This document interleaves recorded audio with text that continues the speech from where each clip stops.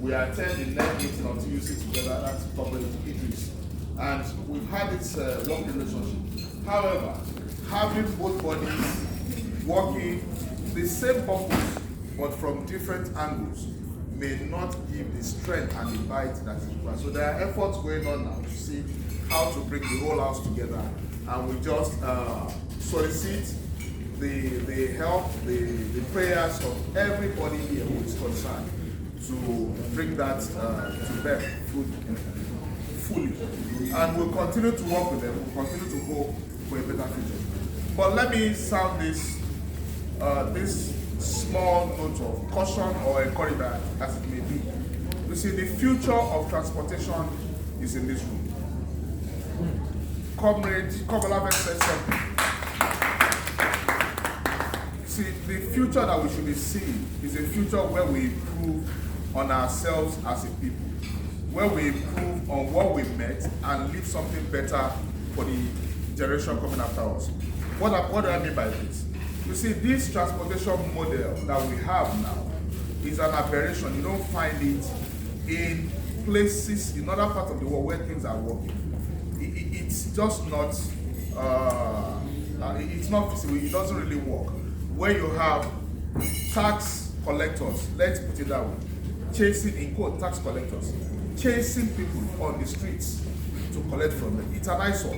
Where we are, as we call ourselves Giant of Africa, it's not what we should have at this time. So you are seeing a future where we are going to transit from that.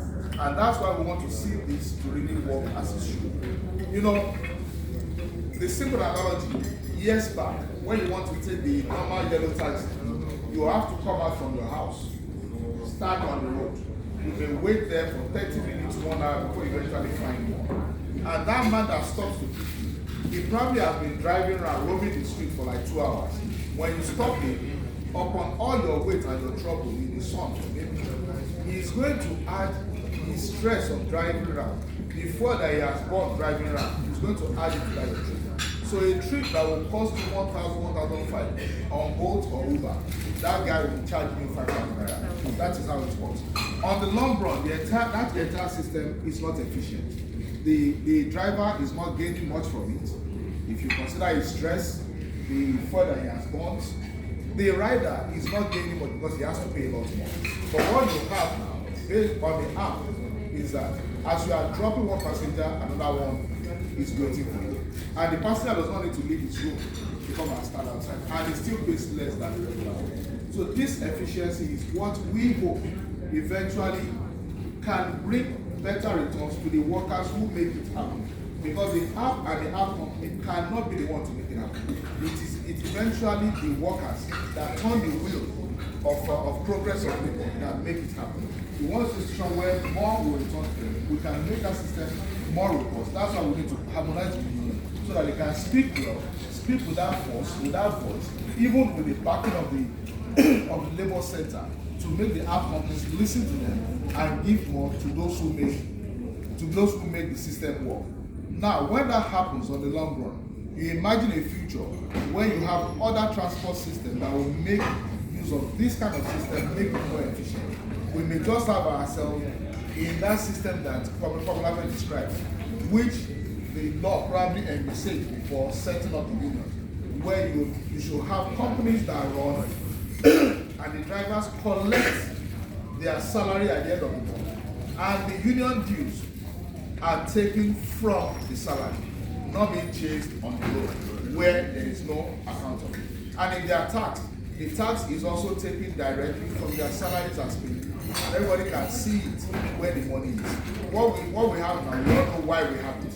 We know that what we have now is a system that breeds corruption, that creates loopholes for state actors, as we call them, to be able to feed from the loopholes that we have in the system. It's something that needs to give way on the long run, and what can help us out, because the corruption we have in this country has eaten deep into our fabric. What can help us on the long run will be technology. Imagine a system where in the ministries, you want to apply for anything with the ministry, and then you do it, it is fully computerized. And you can see when it leaves the first desk to the next desk. And then you know it should not take more than 3 days. the man cannot tell he has not received it because the system is showing that he has seen it. And the system expects him to push it out within 3 days. And if he doesn't push it out, he needs to reject it for a reason. When we get to that point, the issue of the messenger has lost the file. We don't know where the file is. You have to tip someone before they go and remove the file from under the rug. That will fizzle out. Now, we need to begin to have and support any system that can help us as a people towards eradication of this enshrined bottle that made corruption thrive. And that's why, even for us as a Labour Center, we want to see how much we can help and we can support the app-based union to make the platform work and improve what we have. And we give kudos to you working in the industry. I want to assure you of the unflinching support of the Labour Center.